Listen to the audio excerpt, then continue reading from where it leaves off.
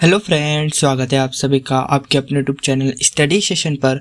तो फ्रेंड्स, आज हम जैसा कि आपने थंबनेल में देखा होगा कि आज अपन स्टार्ट करने वाले हैं इम्पॉर्टेंट क्वेश्चन की सीरीज 2021 के लिए। ठीक है ना, एसएसटी रहेगा अपना विषय। तो मैं आपको बताना चाहूँगा कि ये बहुत ही महत्वपूर्ण प्रश्न होंगे जो कि आपको अपनी एग्जाम में देखने को संभवतः मिलेंगे। ठीक है ना, तो इस सीरीज को स्टार्ट करने से पहले अपन एक सीरीज चलाएंगे जिसमें अपन पूरे जो पेपर है उसका एनालाइज करेंगे और एनालाइज करके इम्पॉर्टेंट प्रश्न जो संभावित प्रश्न हैं बोर्ड परीक्षा 2021 में आने के लिए उनका अपन क्या करेंगे, अध्ययन करेंगे। ठीक है, लेकिन उससे पहले आज की इस वीडियो में आपको स्टार्टिंग में मैं आपको बताने वाला हूँ जो अपना 2-3 दिन पहले अपना जो राजस्थान माध्यमिक शिक्षा बोर्ड से मॉडल पेपर जो मॉडल प्रश्न पत्र है वो जारी हुआ है 2021 की परीक्षा के लिए, उसके विषय में आपको बताऊंगा। ठीक है, आज अपना सब्जेक्ट है सामाजिक विज्ञान, तो सामाजिक विज्ञान के पेपर का अपन एनालाइज करेंगे। ठीक है, छोटा सा ज्ञान है और यदि आप डिटेल वीडियो बनाने की बोलेंगे कमेंट बॉक्स में तो उसकी भी बना दूंगा मैं। ठीक है, तो सबसे पहले अपन देखेंगे माध्यमिक परीक्षा मॉडल प्रश्न पत्र 2021। विषय क्या रहेगा अपने पास, सामाजिक विज्ञान। ठीक है, विषय क्या रहेगा, सामाजिक विज्ञान। तो एक एक बातों को बड़ी सावधानी से समझेंगे। सामाजिक विज्ञान, ठीक है, तो आप देखेंगे कि आपका जो प्रश्न पत्र है ना, आपका जो प्रश्न पत्र है उसका जो समय है वो कितना रहेगा, 3.15 घंटे, यानी कि उतने ही घंटे रहेंगे। ठीक है, जितना पहले समय दिया जाता था उतना ही समय अभी भी दिया जाएगा। समय का जो प्रश्न था बच्चों का कि सर अब 2021 की परीक्षा के लिए जो माध्यमिक परीक्षा है जो राजस्थान माध्यमिक शिक्षा बोर्ड है उसका वो समय क्या निर्धारित करेगा, क्या कम समय मिलेगा अपन को? नहीं, बिल्कुल नहीं, बिल्कुल उतना ही समय मिलेगा। ठीक है, फिर उसके बाद पूर्णांक पे होती है चर्चा कि भाई टोटल मार्क कितने हैं, है ना, कि प्रश्न पत्र का जो अंक बाहर है जो पूर्णांक है क्या वो कम रहेगा या उतना ही रहेगा या घटेगा। तो माध्यमिक शिक्षा ने जो माध्यमिक बोर्ड है उसने बिल्कुल साफ तौर पर रख दिया कि आपका जो बोर्ड पेपर है वो 80 नंबर का ही रहेगा, इसमें कोई भी परिवर्तन नहीं होगा।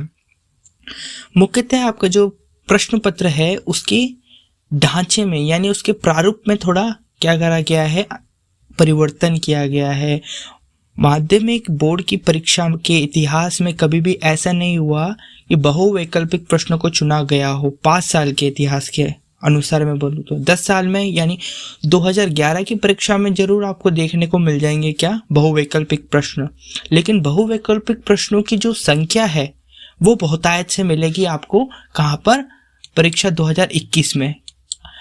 मैं इतना तक भी कह सकता हूं कि आप यदि बहुवैकल्पिक प्रश्नों को याद करके, जो कि मैं आज के वीडियो में और आने वाली जितनी भी वीडियोस आएंगी उसमें मैं आपको बताऊंगा, सटीक वही प्रश्न आएंगे आपके जहां पर आपको मिलेगा जो आपके 2021 में जो प्रश्न पत्र आपका आएगा उसके जो खंड ए है उसमें सभी प्रश्न आपको हमारे वीडियो में से देखने को मिलेंगे। ठीक है, संभावित प्रश्न आपको मिलेंगे। तो जो प्रश्न पत्र 2021 है इसमें जो बहुवैकल्पिक प्रश्नों की संख्या है यदि आप उसको भी तैयार करके जाते हैं तो आप निश्चित तौर पर पास हो जाएंगे। ठीक है, आपको पास होने से कोई भी नहीं रोक सकता। ठीक है, तो खंड ए की तैयारी, खंड ब और इसी प्रकार से अभी मैं आपको समझाने वाला हूं तो आपको बिल्कुल क्लियर हो जाएगा। तो सामाजिक विज्ञान का जो अपना प्रश्न पत्र है, सामाजिक विज्ञान का जो प्रश्न पत्र है मोटे मोटे तौर पर इसको कितने भागों में बांट दिया गया है, 4 भागों में बांट दिया गया है, 4 खंडों में बांट दिया गया है, और मैं कहूँ तो इसको 4 सेक्शंस में बांट दिया गया है। ठीक है, इंग्लिश में कहें तो अपन तो 4 खंडों में बांट दिया गया है इसको प्रश्न पत्र को। ठीक है, पहला खंड का नाम है खंड अ, दूसरे का है खंड ब, तीसरे का है खंड स, चौथे का है खंड द और 5वें का है खंड ये। तो प्रश्न पत्र को मुख्यतः 5 खंडों में बांट दिया गया है, खंड अ, ब, स, द और य। ठीक है, पूरा जो प्रश्न पत्र है वो इन 5 भागों में बांटा गया है। तो अपन इसमें देखेंगे कि खंड ए में कितने प्रश्न पूछे जाएंगे, है ना, खंड ए का कुल अंक बाहर कितना है, ठीक है, और खंड ए में जो प्रत्येक प्रश्न है उसका अंक कितना है। इन 3 सवालों का जवाब हम जानेंगे। पहला कि खंड ए में कितने प्रश्न होंगे, ठीक है। दूसरा कि उन प्रश्नों का अंक बाहर कितना होगा, खंड ए का जो कुल अंक बाहर है, खंड ए का जो कुल अंक बाहर है वो कितना है। और तीसरा अपन जानेंगे प्रत्येक प्रश्न का अंक कितना है, ठीक है। तो स्टार्ट करेंगे सबसे पहले अपन प्रश्नों की संख्या से, है ना, कि प्रश्नों की संख्या कितनी है खंड ए में। तो प्रश्नों की संख्या आपको दिख रही होगी अपनी स्क्रीन पे 1 से 11, ठीक है। 1 से 11 अपन को मुख्यतः देखने को मिलेंगे क्या, खंड ए में प्रश्न, जिसमें से जो पहला प्रश्न होगा वो होगा अपना बहुवैकल्पिक प्रश्न। वो होगा बहुवैकल्पिक प्रश्न जिसमें अपन से टोटल 10 बहुवैकल्पिक प्रश्न पूछे जाएंगे। कितने प्रश्न पूछे जाएंगे, एक बार वापस से बता देता हूँ, 10 बहुवैकल्पिक प्रश्न पूछे जाएंगे 1 से लेकर 10 तक पहले प्रश्न में, है ना। पहला प्रश्न जैसे ये आपको पहला प्रश्न दे दिया, ठीक है, ये पहला प्रश्न दिया, इसमें 1 2 3 4 5 6 इस प्रकार से 10 आपको दे दिए जाएंगे क्या प्रश्न, 10 आपको बहुवैकल्पिक प्रश्न दे दिए जाएंगे, ठीक है। तो ये तो हुआ अपना खंड है। और फिर खंड 2 3 4 5 6 7 8 तक अपन को फिर वो मिलेंगे 1 अंक के। फिर उसके बाद फिलिंग द ब्लैंक्स, इस बार फिलिंग द ब्लैंक्स भी जोड़े गए हैं अपने, ठीक है ना। तो कोई दिक्कत की बात नहीं है, पूरे खंड ए की तैयारी आपको इस चैनल से मिल जाएगी। तो स्टडी स्टेशन चैनल को आप सब्सक्राइब करके रखें बिल्कुल। तो प्रश्नों की संख्या तो अपने पास कितनी है, 1 से लेकर 11। अब अपन देखेंगे कि खंड ए का जो कुल अंक बाहर है, यानी टोटल मार्क्स कितने हैं खंड ए के, तो वो मैं बताने वाला हूँ। बहुत इंटरेस्टिंग चीज़ है ये। तो देखिए 20 अंक, ठीक है, मतलब खंड ए जो प्रश्न पत्र का पहला ही भाग होता है उसके अपन को 20 नंबर मिल रहे हैं। और जो कि मैं बोल रहा हूँ, बार बार जोर डाल रहा हूँ इस बात पे कि खंड ए में से एक भी प्रश्न इधर उधर नहीं होगा अपनी वीडियो से। तो इसलिए सब्सक्राइब करके बेल आइकन को जरूर दबाएं और इस वीडियो को लाइक कर दें, ठीक है। और वीडियो के लास्ट में मैं आपको ये भी बताने वाला हूँ कि खंड ए में से जो प्रश्न है वो कौन कौन से पाठों में से आने वाले हैं, ताकि उन पाठों के आधार पर मैं आपको तैयारी करा सकूं। क्लियर है? चलिए फिर, तो खंड ए में कितना कुल अंक बाहर कितना है 20, और इसमें जो प्रत्येक प्रश्न है ना, अंक प्रत्येक प्रश्न, तो प्रत्येक प्रश्न का जो अंक है वो कितना है 1 है, ठीक है ना। अब मैं आपको पूरा तो बताने बैठूंगा नहीं, जैसे खंड ए का तो मैंने समझा दिया, खंड बे का, खंड से का, खंड दे का, खंड ये। अब ऐसे समझाने बैठूंगा तो पूरा क्या निकल जाएगी, मेन मुद्दा रह जाएगा इंपॉर्टेंट क्वेश्चंस का। आज अपन क्या देखने वाले हैं, इंपॉर्टेंट क्वेश्चन, ठीक है ना। इंपॉर्टेंट क्वेश्चन 2021 किसके, खंड ए के, है ना, खंड ए के इंपॉर्टेंट क्वेश्चन देखने वाले हैं। तो मैं आपको यहाँ पर रुक के समझाना चाहूँगा कि खंड ब, से, दे और य, इसमें भी ऐसा ही चलेगा। तो एक बार आप देख लीजिए, ठीक है। खंड ब में 12 से 19 तक में पूछ जाएंगे, कुल अंक बाहर होगा 16, और प्रत्येक क्वेश्चन का जो अंक होगा वो कितना होगा 2, ठीक है। इसी प्रकार खंड से में 20 से 23 पूछे जाएंगे और इसका कुल अंक बाहर होगा 16, और जिसमें से प्रत्येक प्रश्न का जो अंक होगा वो होगा 4, ठीक है। खंड दे में 24 से 25 यानी एक प्रश्न पूछा जाएगा, 2 प्रश्न पूछे जाएंगे, 24वां और 25वां, 2 प्रश्न पूछे जाएंगे, इसमें से प्रत्येक का जो अंक है वो कितना रहेगा 5, है ना। यहाँ पर 5 आएगा, ठीक है, यहाँ 5 आएगा, तब 5 2 जब 10 मिलकर यहाँ पर कुल अंक बाहर 10 होंगे, ठीक है। और यहाँ पर 26 से 28, ठीक, और प्रत्येक प्रश्न कितने का अंक का होगा 6 का, और टोटल मार्क्स होंगे 18, है ना। तो इस प्रकार से आप इसका स्क्रीनशॉट ले सकते हैं। मैं पूरी इंक का आपको मिटा देता हूँ, ठीक है, स्क्रीनशॉट ले लीजिए। फिर अपन आगे बढ़ेंगे अब माध्यमिक परीक्षा प्रश्न पत्र जो सामाजिक विज्ञान है उसके इम्पोर्टेंट क्वेश्चन की तरफ। तो देखिए, तो यहाँ पर आपको दिख रहा होगा अपनी स्क्रीन पर कि महत्वपूर्ण प्रश्न, है ना, महत्वपूर्ण प्रश्न परीक्षा 2021 के लिए खंड ए के, है ना, सामाजिक विज्ञान की खंड ए के अपन महत्वपूर्ण प्रश्नों पर चर्चा करेंगे आज की इस वीडियो में, जो कि पार्ट 1 है, भाग 1 है। तो इसके अंतर्गत जो अपना मॉडल प्रश्न पत्र है ना, मॉडल जो प्रश्न पत्र है उसमें जो खंड ए के जितने भी प्रश्न हैं उन पर आज अपन चर्चा करेंगे, ठीक है ना। खुलकर आज उन पर चर्चा करेंगे, उनके क्वेश्चन जानेंगे, कौन कौन से क्वेश्चन थे उनके आंसर जानेंगे और आंसरों का सैद्धांतिक सिद्धांत भी देखेंगे, ठीक है ना, कि यानी वो सवाल जो मैं आंसर आपको बता रहा हूँ वो सही है कि गलत है, इसका भी अपन जांच करेंगे। अब आप पूछेंगे कैसे करेंगे सर, तो वो ऐसे करेंगे सर कि आपको मैं पेज नंबर बताऊंगा बुक के अंदर, जो आपकी राजस्थान माध्यमिक शिक्षा बोर्ड द्वारा प्रदत्त पाठ्य पुस्तक है सामाजिक विज्ञान की, उसके अंतर्गत मैं आपको पेज नंबर बताऊंगा कि ये वाला जो प्रश्न है इसका उत्तर इस वाले पेज नंबर पर आपको मिलेगा, ठीक है। ऐसे बताऊंगा तो आप अपने ओर से जांच कर लें, ठीक है। तो सबसे पहला जो प्रश्न था जो मैं आपको बता रहा था वो है निम्नांकित प्रश्नों में से दिए गए सही विकल्प का चयन कर अपनी उत्तर पुस्तिका में लिखिए, ठीक है ना। अपने उत्तर पुस्तिका में लिखना है और कहीं नहीं लिखना है, ठीक है। तो प्रश्न नंबर 1 आपको इस प्रकार से देखने को मिलेगा अपनी बोर्ड के प्रश्न पत्र में, तो बहुवैकल्पिक का। तो सबसे पहला जो प्रश्न है अपने मॉडल प्रश्न पत्र था जो जारी हुआ था 2-3 दिन पहले ही, तो उसमें जो पहला प्रश्न था वो था मौर्य वंश का संस्थापक कौन था, ठीक है। मौर्य वंश का संस्थापक कौन था, क्या चंद्रगुप्त मौर्य था, क्या बिंदुसार था, अशोक था या चंद्रगुप्त विक्रमादित्य था। तो बताइए, आपको पढ़ा रखा है मैंने चैप्टर नंबर 1, प्लेलिस्ट पूरी तैयार है, पूरा चैप्टर कंप्लीट है, ठीक है। तो मौर्य वंश का संस्थापक ही तो बहुत इजी प्रश्न है, आना चाहिए। तो क्या था इसका, चंद्रगुप्त मौर्य, है ना। चंद्रगुप्त मौर्य द्वारा मौर्य वंश का क्या हुआ था, उद्घाटन हुआ था, उद्भव हुआ था, ठीक है।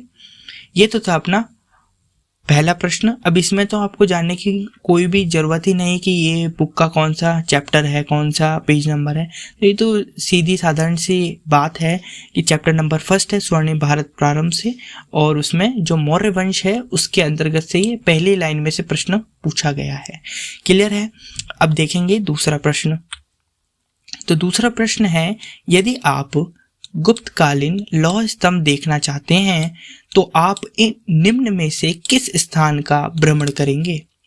यदि आप गुप्तकालीन लौह स्तंभ देखना चाहते हैं तो आप निम्न में से किस स्थान का भ्रमण करेंगे। कानपुर का भ्रमण करेंगे, सारनाथ का भ्रमण करेंगे, दिल्ली का भ्रमण करेंगे या पाटलिपुत्र का भ्रमण करेंगे। बताइए, यदि आपको गुप्तकालीन यानी जो गुप्त साम्राज्य था उसके समय का लौह स्तंभ देखना है तो आप दिए गए ये जो निम्न में से कानपुर, सारनाथ, दिल्ली, पाटलिपुत्र ये जो दे रखे हैं स्थान, इनमें से कहाँ पर जाएंगे कि आपको गुप्तकालीन लौह स्तंभ देखने को मिलेगा। तो बताइए, फटाफट से बताइए, मैंने पढ़ा रखा है आपको पूरा चैप्टर नंबर 1 में से प्रश्न पूछा गया है। किसका भ्रमण करेंगे, दिल्ली का भ्रमण करेंगे। किसका, दिल्ली का भ्रमण करेंगे, ठीक है। और ये आपको मिल जाएगा पेज नंबर 10 पर, है ना। बुक के पेज नंबर 10 पर आपको ये प्रश्न का उत्तर मिल जाएगा। क्लियर है। चलिए फिर आगे बढ़ते हैं। तीसरा जो प्रश्न है वो आपके समक्ष है, निम्न में से भूमध्य सागर व लाल सागर को मिलाने वाली नहर कौन सी है। पुनः पढ़ देता हूं, निम्न में से ये जो निम्न दे रखे हैं आपको वैकल्प, इनमें से भूमध्य सागर व लाल सागर को मिलाने वाली नहर कौन सी है। भूमध्य सागर और लाल सागर को मिलाने वाली नहर कौन सी है। अब कुछ बच्चे इस प्रश्न को पढ़ते ही विविधा में आ जाते हैं, ये भ्रम में आ जाते हैं। कौन से भ्रम में आ जाते हैं, वो सोचते हैं ये जो क्वेश्चन है ये चैप्टर नंबर 8 जल संसाधन से पुटअप किया गया है ना। जो अपना चैप्टर नंबर अध्याय नंबर 8 है जल संसाधन, उससे क्या लिया गया, पुटअप किया गया। अब यहाँ पर एक टॉपर की सोच क्या होती है कि नहीं, वहां पर हमने देखा था कि यहाँ पर नाम देखे जा रहे हैं भूमध्य सागर और लाल सागर। लाल सागर तो एक वैश्विक स्तर पर है, यानी विश्व के स्तर पर जो नहर है उसका नाम है ना, सागर है उसका नाम है। तो अपन ने जो जल संसाधन, एक टॉपर की सोच बता रहा हूँ आपको, वो कैसे सोचता है, वो सोचता है कि जो जल संसाधन था वो तो हमारे भारत और राजस्थान के आधार पर बनाया गया चैप्टर है। तो निश्चित तौर पर ये जो प्रश्न है वो जल संसाधन में से नहीं पूछा गया है। तब उसके दिमाग के जो घोड़े हैं टोपर के, वो दौड़ते हैं किसी और दिशा में और वो पहुंचते हैं चैप्टर नंबर 4 पर, है ना, जो था विश्व का इतिहास, जिसमें सारी जो बातें हैं वो कहाँ की गई हैं, विश्व की गई हैं। तो मैंने आपको बताया था जब औद्योगिक क्रांति स्टार्ट हुई थी तो वहाँ पर बहुत सारे लोगों के, बहुत सारे जो विश्व में अलग अलग जो देश थे उनके मध्य क्या हुआ था, परिवहन होने लगा था। तो परिवहन होने लगा था तो तेजी से परिवहन के जो संसाधन हैं, रिसोर्सेज है, उनमें परिमार्जित होने लगे थे वो, यानी अलग अलग उनमें निर्माण होने लगा था। उन्हीं में से एक उदाहरण था ये वाला जो कि मैंने आपको पढ़ाया था। जब मैंने आपको पढ़ाया था तो इसके विषय में भी आपको गहनता से बताया था। तो निम्न में से भूमध्य सागर व लाल सागर को मिलाने वाली नहर कौन सी थी? इससे क्या हो जाता था कि भूमध्य सागर व लाल सागर को मिला दिया था तो अपने जो भारत है और जो यूरोप है, इसकी जो 1/3 जो दूरी थी वो कम हो गई थी, वो मैं आपको बताऊंगा। लेकिन उससे पहले मैं आपको बताना चाहूँगा कि जो उदाहरण है उनमें से देखो कि किस प्रकार से अपन को क्या करना है, सही उदाहरण का चयन करना है। तो जैसे प्रश्न है निम्न में से भूमध्य सागर व लाल सागर को मिलाने वाली नहर कौन सी है? तो अपन को जानना चाहिए वर्सली कैनाल, क्या मैंने इसको पढ़ा है? स्वेज नहर, क्या मैंने इसको पढ़ा है? पनामा नहर, क्या इसका ये जो शब्द है मेरे पाठ्य पुस्तक में कहीं आया है? कील नहर, क्या इसका मैंने कभी पढ़ा है इसको? तो इस प्रकार से अपन को देखना है। तो मैं आपको बता दूं 2 ऑप्शन तो ऐसे ही नेगलेक्ट हो जाते हैं। पनामा नहर अपन ने कभी पढ़ा ही नहीं है, पूरी उसमें ही नहीं है। कील नहर भी नहीं पढ़ा क्योंकि कील एक बंदरगाह है, कील नहर अपन ने पढ़ा नहीं है। तो 2 ऑप्शन बचते हैं अपन अपने पास, वर्सनी कैनाल और स्वेज नहर। इन दोनों में से अपन को देखना है। अब इन दोनों में से सही विकल्प कौन सा है सर? अब इसके लिए अपने पास होनी चाहिए नॉलेज कि वर्सनी कैनाल क्या थी और स्वेज नहर क्या थी। अगर अपन को वर्सनी कैनाल क्या थी ये पता चल जाए और स्वेज नहर क्या थी ये पता चल जाए तो अपन दोनों में विभेद करके, दोनों में अंतर करके ये पता लगा सकते हैं कि भूमध्य सागर व लाल सागर को मिलाने वाली नहर कौन सी है। ठीक है, यहाँ पर आप इस चीज से बिल्कुल भी डिस्टर्ब ना होइए कि कैनाल मतलब भी नहर ही होता है। तो वर्सली नहर और स्वेज नहर, इन दोनों में से कौन सा सही ऑप्शन है मुझे बताइए। अब आप बोलेंगे सर मुझे वर्सनी कैनाल और स्वेज नहर के विषय में तो नॉलेज ही नहीं है, तो मैं आपको नॉलेज देता हूँ। वर्सली कैनाल क्या थी? तो देखिए, इंग्लैंड में पहली नहर वर्सली कैनाल 1761 ईस्वी जेम्स बिदरी द्वारा बनाई गई। इससे माल ढोने का खर्चा आधा रह गया, है ना। इसमें कहीं भी ये नहीं लिख रखा है कि भूमध्य सागर व लाल सागर को मिलाने वाली नहर है वर्सनी कैनाल, कहीं भी नहीं लिख रखा है ना। ये आपके बुक में से ही लिया गया है और आपको ये जो प्रश्न का उत्तर है वो आपकी पेज नंबर, बुक में पेज नंबर 62 पर मिलेगा। कहाँ मिलेगा? 62 पेज नंबर पर आपको मिलेगा। क्लियर है? तो यहाँ देखिए आप, मतलब यहाँ पर वर्सली कैनाल जो है वो कैंसिल हो जाती है। अब यहाँ पर समझ लीजिए, तो बचा क्या अपने पास? स्वेज नहर। क्या बची? स्वेज नहर। तो स्वेज नहर के विषय में आपको बता देता हूँ, सही उत्तर है अपना स्वेज नहर। क्या है?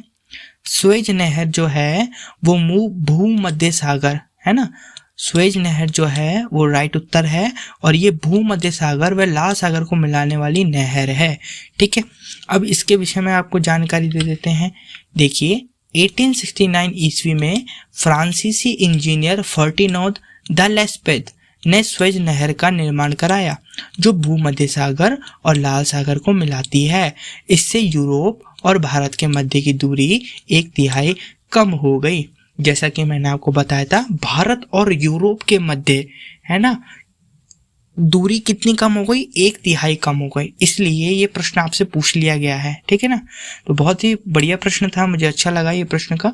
तो ये तो एक प्रश्न है। यहाँ से एक और प्रश्न तैयार हो सकता है कि वर्सनी कैनाल के विषय में भी आपसे पूछ सकता है। इसको किसने बनाया था? जेम्स बिदरीले ने। कब बनाया था? 1761 में। इसका काम क्या था? इससे माल ढोने का खर्चा आधा रह गया था। ठीक है, क्लियर है बात। तो इसका थर्ड का जो क्वेश्चन था उसका जो उत्तर हो जाएगा वो क्या हो जाएगा? स्वेज नहर। और इसको किसने बनवाया था? फ्रांसीसी इंजीनियर फर्टिनोद द लेस्पेथ ने बनवाया था। और कब बनवाया था? 1869। अब ये जो सन था ना, देखिए 1761 में कौन सी बनी? वर्सनली कैन, है ना, वर्सली कैनाल बनी। फिर 1869 में क्या बना, स्वेज नहर बनी, ठीक है ना।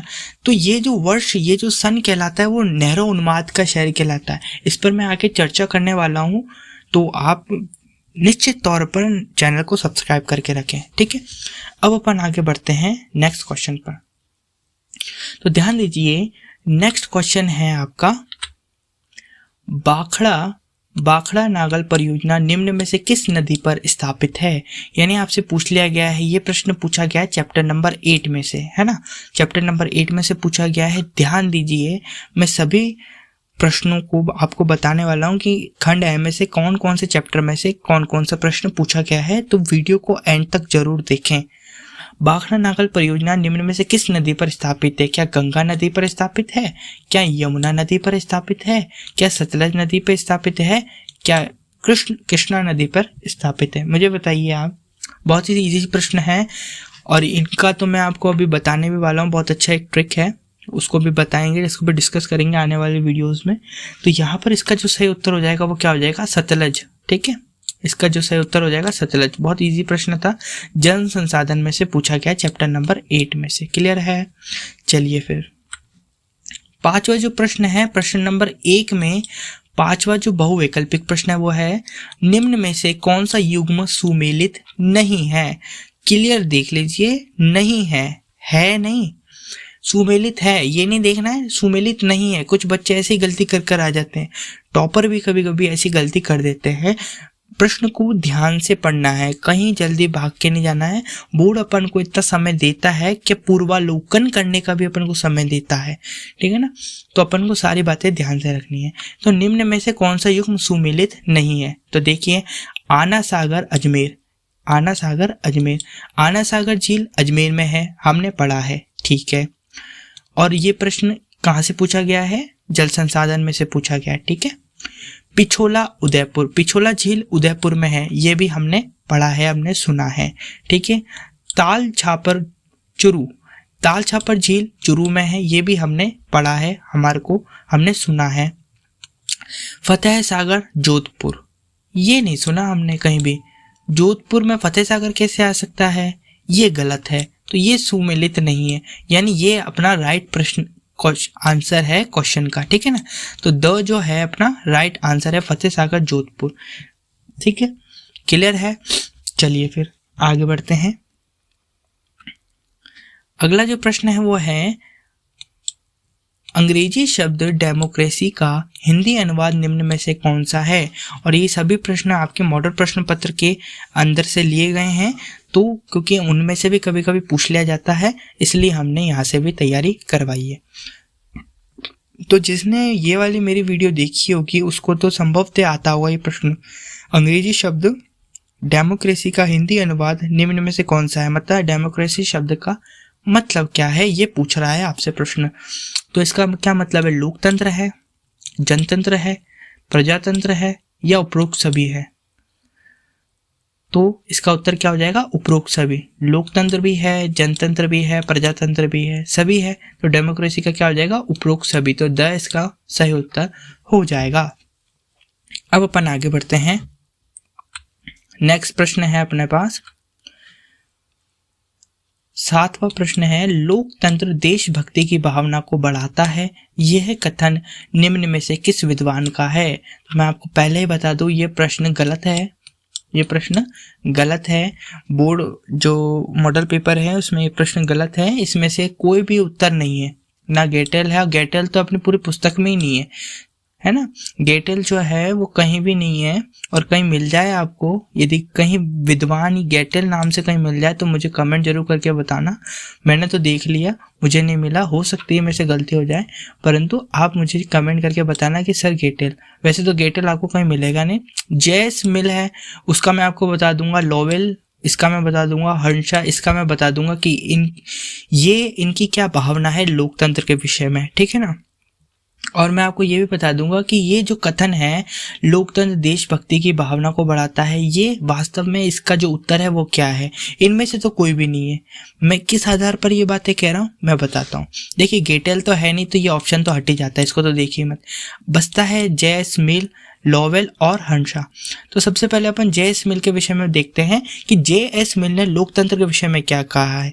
तो देखिए लिख रखा है, जे.एस. मिल के अनुसार अप्रत्यक्ष या प्रतिनिधि लोकतंत्र एक ऐसी व्यवस्था है जिसमें संपूर्ण जनता या जनता की बहुसंख्या शासन की शक्ति या प्रयोग अपने उन प्रतिनिधियों के माध्यम से करती है जिन्हें वे समय समय पर चुनती हैं। तो यहाँ पर तो कहीं भी नहीं लिखा है कि लोकतंत्र देशभक्ति की भावना को बढ़ाता है, ऐसा तो जे.एस. मिल ने नहीं कहा है। तो ये ऑप्शन गलत हो जाता है, ठीक है। फिर बचते हैं लॉवेल और हंसा। तो सबसे पहले अपन लॉवेल का देखते हैं, लॉवेल क्या कहते हैं।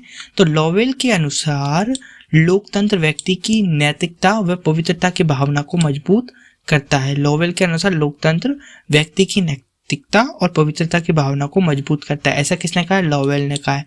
क्या ये अपने स्टेटमेंट से जो अपन को प्रश्न में दे रखा है वो मिलता है क्या? जांच करें। लोकतंत्र देशभक्ति की भावना को बढ़ाता है, ऐसा तो कुछ भी नहीं लिख रखा है यहाँ पर। तो ये प्रश्न, ये जो वैकल्प है वो भी गलत हो जाएगा। फिर बचते हैं अपने पास लास्ट हंसा। तो हंसा क्या कहते हैं वो भी देखते हैं। और ये जितने भी हैं ये सब आपके पाठ्य पुस्तक में से ही है, पाठ्य पुस्तक की लाइन ही है। और मैं आपको और अच्छे तरीके से इस पे विस्तार अपन चैप्टर नंबर 5 में से पूछा गया है ये प्रश्न, ठीक है। तो लिख रखा है, हंसा का कथन है वास्तविक अर्थ में लोकतांत्रिक शासन एक ऐसा शासन है जिसमें संपूर्ण जनता स्वयं प्रत्यक्ष रूप से बिना कार्यवाहकों या प्रतिनिधियों के प्रभुसत्ता का प्रयोग करती है। अच्छा, हंसा के जो विचार हैं, जो स्टेटमेंट हैं, वो भी हमारे को जो उपयुक्त स्टेटमेंट है जो दिया गया उससे नहीं मिलता है। तो हंसा भी गलत कहते हैं, इसमें गलत इस संदर्भ में है कि लोकतंत्र देशभक्ति की भावना को बढ़ाता है। सर आपने समस्या से बता दी कि सर इसमें से कुछ भी नहीं है, अब मुझे सॉल्यूशन चाहिए, अब है ना, अब मुझे सॉल्यूशन चाहिए कि इसका उत्तर क्या है। किस विद्वान ने ऐसा कहा है कि लोकतंत्र देशभक्ति की भावना को बढ़ाता है? ऐसे कौन विद्वान थे? तो मुझे सही उत्तर चाहिए। तो सही उत्तर मेरे प्रिय विद्यार्थी होगा, ये क्या होगा? मील है ना, जो मील है अपने विद्वान, उन्होंने कहा है मील के शब्दों में लोकतंत्र देशभक्ति की भावना को बढ़ाता है। और ये उत्तर मिलेगा आपको पेज नंबर 73 में, आप इसका जांच कर सकते हैं। और ये जितने भी हैं आपको मिल जाएंगे, लॉवेल के विचार भी मिल जाएंगे, जे.एस. मिल के भी मिल जाएंगे, हंसा के भी मिल जाएंगे।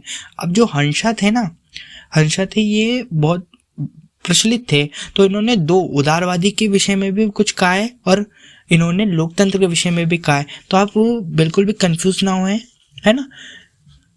दूसरी बार में आपको ये मिल जाएगा हंसा का कथन, ठीक है। तो पेज नंबर 73 में आप जाएंगे बुक में तो आपको ये उत्तर मिल जाएगा। और जरूर कमेंट करके बताएं यदि आपको पता हो कि गेटेल किस संदर्भ में है, गेटेल का नाम कहाँ है, क्या विश्व जो अपना चैप्टर नंबर 4 है उसमें आया है, ये चैप्टर नंबर 5 में आया है, ठीक है ना। तो मुझे जरूर कमेंट करके बताएं। और इसका जो उत्तर है वो क्या हो जाएगा? मील हो जाएगा। क्या हो जाएगा? मील हो जाएगा, ठीक है। यहाँ लिख देता हूँ मैं, याद रहे आपको, ठीक है। मील हो जाएगा इसका उत्तर, ठीक है। अगला प्रश्न है, देखें अगला जो प्रश्न है वो है, मूल संविधान में लोकसभा की सदस्य संख्या कितनी निर्धारित थी? अब इस प्रश्न में, ये जो प्रश्न है वो थोड़ा ट्रिकी प्रश्न है। अब इसमें बहुत सारे बच्चे डल होकर आएंगे, मतलब बहुत सारे बच्चे गलत कर आएंगे। और क्या गलत करके आएंगे वो भी बता देता हूँ। इसको मूल संविधान में लोकसभा की सदस्य संख्या कितनी निर्धारित थी, ये आपको बता देंगे। इसका उत्तर है सर ये वाला 552।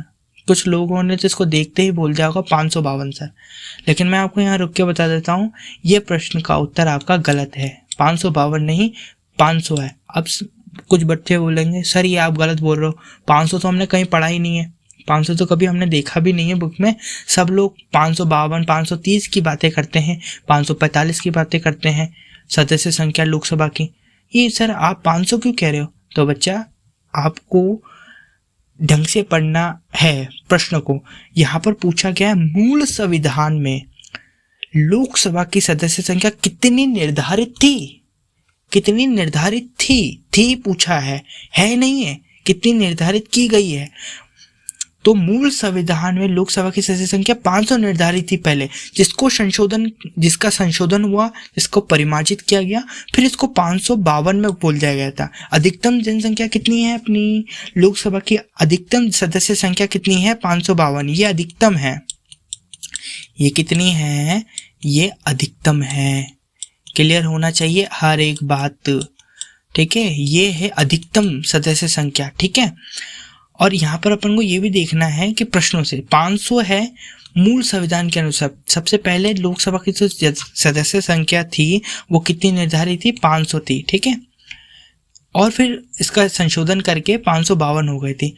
फिर सर 530 और 545 क्यों नहीं? तो 545 को तो हटा दीजिए, लोकसभा के इसमें 545 नहीं होते।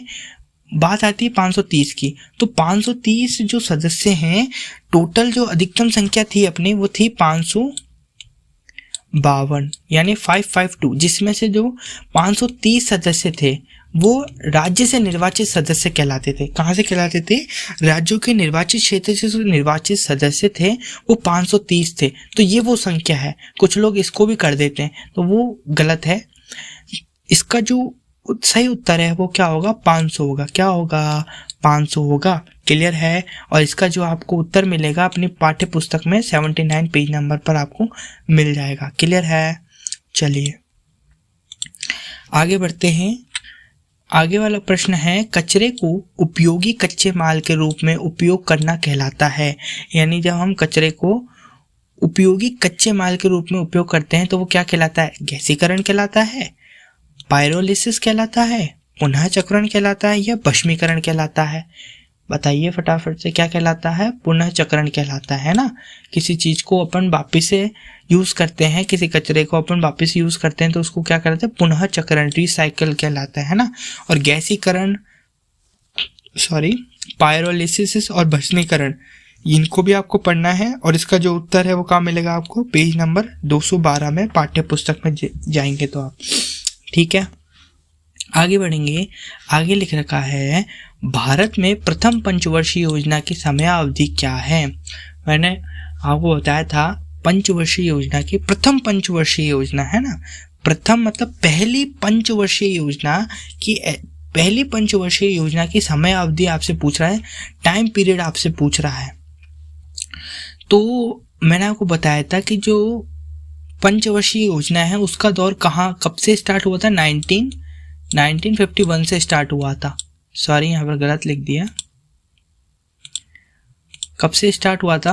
1951 से स्टार्ट हुआ था अपना दौर किसका? पंचवर्षीय योजना बनाने का। तो अंडरस्टूड है कि 1951 से स्टार्ट हुआ, तो प्रथम पंचवर्षीय योजना भी 1951 सन से ही होगी।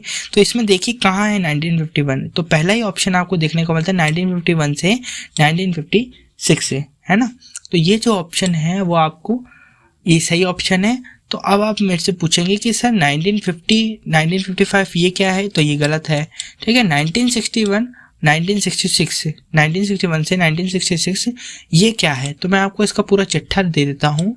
पूरा चिट्ठा है अपना, पूरा टेबल है इसकी, वो ये रही। तो इसमें आपके जो ऑप्शन है, ऑप्शन नंबर ए, जिसमें से पंचवर्षीय योजना ये दिख रही है, पहली पंचवर्षीय योजना 1 अप्रैल 1951 से 31 मार्च 1956 तक, ये पहली पंचवर्षीय योजना थी। फिर आपको दे रखा है सन, तीसरी पंचवर्षीय योजना की जो सन था, निर्धारित अवधि थी, वो क्या थी? 1 अप्रैल से 1961 से 31 मार्च 1966 तक। और पांचवी पंचवर्षीय योजना की जो थी 1 अप्रैल 1974 से 31 मार्च 1979। तो यहाँ पर आपसे पूछा तो प्रथम पंचवर्षीय योजना है, लेकिन आपसे इनसे भी पूछा जा सकता है प्रश्न। ये तो हो ही गया, चलो क्लियर है। लेकिन स और द, यहाँ से भी प्रश्न पूछा जा सकता है कि तीसरी पंचवर्षीय योजना क्या है, पांचवी पंचवर्षीय योजना क्या है, ठीक है। तो यहाँ से भी आपसे प्रश्न पूछा जा सकता है। तो ये टेबल आपको एक बार देख लेनी है, ठीक है। ये टेबल मैंने आपको दिखा दी है, क्लियर है। चलिए फिर आगे बढ़ते हैं। अब आगे अपने जो बहुवैकल्पिक प्रश्न थे उनको अपन ने पूरा कंप्लीट कर लिया है। वीडियो लंबा हो रहा है, कोई दिक्कत नहीं है। आज जो इस वीडियो को पूरी देख के जाएगा वो महारत हासिल करेगा, इतना मैं दावा कर देता हूँ, ठीक है। अब है अपना निम्नलिखित प्रश्नों के उत्तर एक पंक्ति में दीजिए। अब यहाँ से प्रश्न नंबर 2 जो है वो अपना स्टार्ट हो रहा है। तो निर्देश दे रखे हैं बोर्ड द्वारा कि जो अब आपको प्रश्न दिए जाएंगे, जो दिखेंगे, उनके उत्तर आपको कितने देने हैं, एक पंक्ति में देने, सिर्फ एक लाइन में देना है। तो देखिए पहला जो प्रश्न है वो है वर्धन वंश का संस्थापक कौन था, है ना। वर्धन वंश का संस्थापक कौन था, ये कौन से चैप्टर में से पूछा गया है, चैप्टर नंबर 1 में से पूछा गया है। और कौन से वंश में से, वर्धन वंश, जिसे अपन क्या कहते हैं, पुष्यभूति वंश भी कहते हैं। क्यों कहते हैं, क्योंकि वर्धन वंश का जो संस्थापक था वो पुष्यभूति वंश, जो पुष्यभूति थे, पुष्यभूति वर्धन थे, उन्होंने किया था, ठीक है। तो इसका क्या हो जाएगा, पुष्यभूति, क्या होगा, पुष्यभूति, जो आपको पेज नंबर 11 में मिल जाएगा, ठीक है। फिर प्रश्न नंबर 3 है राज्यपाल किसकी इच्छा पर्यंत अपने पद पर बना रहता है, मतलब किसकी इच्छा से बना रहता है राज्यपाल अपने पद पर। तो बताइए, इसको मैंने बताया था आपको, क्या किसकी इच्छा से, राष्ट्रपति की इच्छा से। और ये आपको उत्तर मिलेगा पेज नंबर 94 में। नेक्स्ट है भारत में राज्यों की विधानसभा का प्रत्येक सदस्य कम से कम कितनी जनसंख्या का प्रतिनिधित्व करता है। भारत में राज्यों की विधानसभा का प्रत्येक सदस्य कम से कम कितनी जनसंख्या का प्रतिनिधित्व करता है, ये चैप्टर नंबर 7 में से पूछा गया है। और इसका उत्तर होगा 75,000, यानी 75,000 पॉपुलेशन का प्रतिनिधि करता है राज्य में। और इसका उत्तर आपको मिलेगा पेज नंबर 91 में, ठीक है। आगे बढ़ेंगे। नेक्स्ट क्वेश्चन है राजस्थान के किस नगर को सीमेंट नगरी कहा जाता है। सीमेंट नगरी, राजस्थान की किस नगर को सीमेंट नगरी कहा जाता है। तो इसका उत्तर हो जाएगा चित्तौड़गढ़, है ना। और ये आपको मिलेगा पेज नंबर 134 में। क्लियर है। आगे बढ़ेंगे। राष्ट्रीय विधिक सेवा दिवस कब मनाया जाता है। राष्ट्रीय विधिक सेवा दिवस कब मनाया जाता है, पता होना चाहिए। कब मनाया जाता है, 5 नवंबर को, ठीक है ना। देखिए क्या लिख रखा है, 5 नवंबर को बनाया जाता है। और 200 पेज नंबर पर आपको इसका उत्तर मिलेगा, ठीक है। राष्ट्रीय विधिक सेवा दिवस कब मनाया जाता है, 5 नवंबर को मनाया जाता है। अगला जो प्रश्न है वो है स्वच्छ भारत मिशन ग्रामीण का कोई एक उद्देश्य बताइए। कोई एक उद्देश्य बताना है आपको इसका, तो बता दीजिए। सभी ग्रामीण क्षेत्रों में शौचालय बनवाना, ये आपका उद्देश्य था किसका, स्वच्छ भारत मिशन ग्रामीण का। और आपको इसका उत्तर मिलेगा पेज नंबर 211 में पाठ्य पुस्तक में। क्लियर है। आगे बढ़ेंगे, देखेंगे लोकतंत्र के एक रूप सामाजिक लोकतंत्र का क्या अर्थ है। वैसे तो आपको इसके अंतर्गत एक पंक्ति में देना है, लेकिन इसको ढंग से समझने के लिए मैंने आपको थोड़ा ज़्यादा उसमें समझाया है। वैसे तो इसका जो उत्तर है वो ऐसे भी हो सकता था कि लोकतंत्र के एक, समाज के एक रूप में लोकतंत्र का जो प्रकार है वो सामाजिक लोकतंत्र कहा जाता है, एक पंक्ति में हो जाएगा। लेकिन इससे थोड़ा व्याख्या जो टीचर पे जो प्रभाव इफेक्ट पड़ता है ना, वो नहीं पड़ेगा। तो उसको इफेक्ट करने के लिए वो ऐसा उत्तर लिखना है आपको। क्या लिखना है, सामाजिक लोकतंत्र का अर्थ है कि समाज में नस्ल, रंग, जाति, धर्म, भाषा, लिंग, धन, जन्म आदि के आधार पर व्यक्तियों के बीच विभेद नहीं किया जाना चाहिए और सभी व्यक्तियों को व्यक्ति के रूप में समान समझना चाहिए। ये आपको पेज नंबर 70 में मिलेगा। ये परिभाषा मिलेंगे तो आपको फुल मार्क्स गेन होंगे। क्लियर है। देखेंगे अब अपना जो नेक्स्ट है, जो मैंने आपको बोला था फिलिंग द ब्लैंक्स, अब वो होंगे। तो दिए गए प्रश्नों में रिक्त स्थान की पूर्ति कर उत्तर पुस्तिका में लिखिए। प्रत्येक प्रश्न 1 अंक का है, ये भी ध्यान आपको रखना है। तो देखिए, भारत में तिलहन उत्पाद डैश राज्य का प्रथम स्थान है। पूछा क्या गया है, भारत में तिलहन उत्पादन में डैश राज्य का प्रथम स्थान है। किस राज्य का प्रथम स्थान है तिलहन उत्पादन में, भारत के किस राज्य का तिलहन उत्पादन में प्रथम स्थान है, बताइए। क्या उत्तर हो जाएगा इसका, मध्य प्रदेश। जो मध्य प्रदेश है वो तिलहन जो उत्पादन में भारत में प्रथम स्थान रखता है। और इसका उत्तर आपको मिलेगा पेज नंबर 118 पर। क्लियर है। नेक्स्ट है ग्राहम बेल ने डैश का आविष्कार किया जिसने संचार की दुनिया में क्रांति ला दी। अब यहाँ पर बहुत सारे बच्चों गलत करके आते सवाल को, यदि बोर्ड परीक्षा में पूछ लिया जाता किससे, दिख तो सरल रहा है, लेकिन जो माइंड वाला प्रश्न है ये कैसे। देखिए, ग्राहम बेल ने डैश का आविष्कार किया जिसने संचार की दुनिया में क्रांति ला दी। किसका आविष्कार किया? सबके मुंह पर एक शब्द आएगा, मोबाइल फोन का। किसका? मोबाइल फोन का आविष्कार किया था किसने? ग्राहम बेल ने। लेकिन वहीं आपका जो उत्तर है वो क्या हो जाएगा? गलत हो जाएगा। अब बहुत से छात्र पूछेंगे क्यों सर? क्योंकि ग्राहम बेल ने मोबाइल फोन का नहीं, किसका आविष्कार किया था? टेलीफोन का आविष्कार किया था बच्चों। किसका किया था? टेलीफोन का। ठीक है, तो मोबाइल, देखिए मोबाइल और टेलीफोन ये दोनों अलग अलग चीजें हैं, है ना, दोनों को अपन को अलग अलग समझना है। तो टेलीफोन का आविष्कार ग्राहम बेल ने किया था जिसमें संचार की दुनिया में क्रांति ला दी थी, और इसका उत्तर आपको पेज नंबर 162 में मिलेगा, और ये 13वें पार्ट में से पूछा गया है।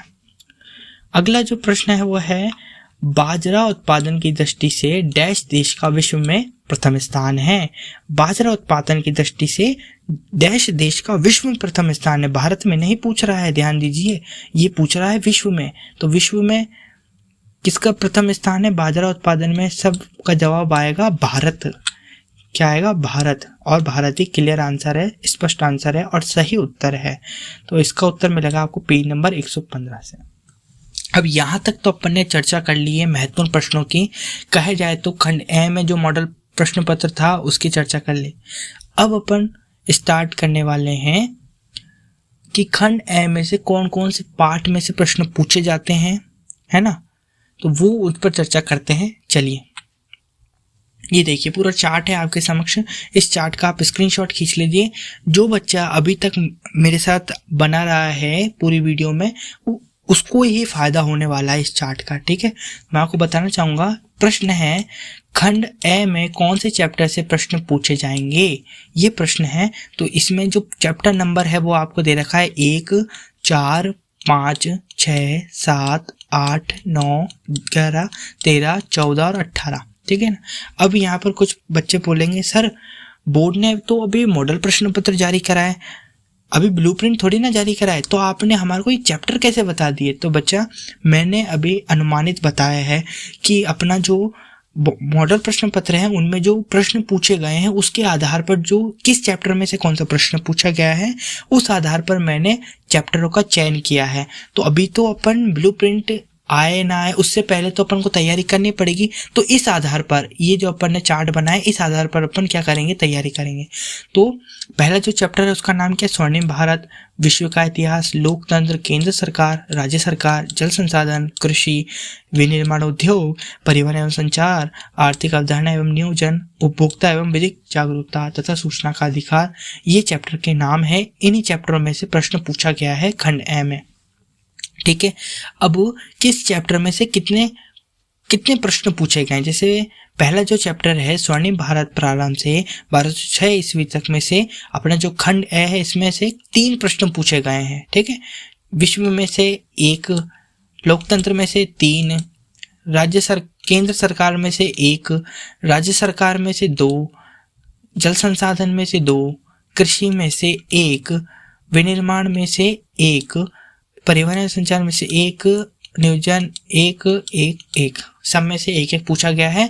तो यहाँ पर 2 जो चैप्टर हैं उनमें मेरे को दिख रहा है कि ज़्यादा प्रश्न पूछे गए हैं। एक तो पहला और एक 5वां, यानी लोकतंत्र और स्वर्णिम भारत प्रारंभ से, ये 2 जो चैप्टर हैं इन दोनों में से अपने 3 प्रश्न पूछे गए हैं और 2 प्रश्न पूछे गए हैं अपने राज्य सरकार और जल संसाधन में से।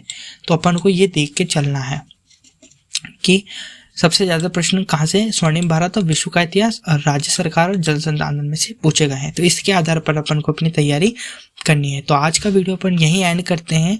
वीडियो को लाइक जरूर करना, बहुत मेहनत लगी है इस वीडियो को बनाने में। लाइक करें, चैनल को सब्सक्राइब करें और बेल आइकन को जरूर दबाएं ताकि मैं आपके लिए और इससे ज़्यादा वीडियो ला सकूँ। धन्यवाद एंड गॉड ब्लेस यू।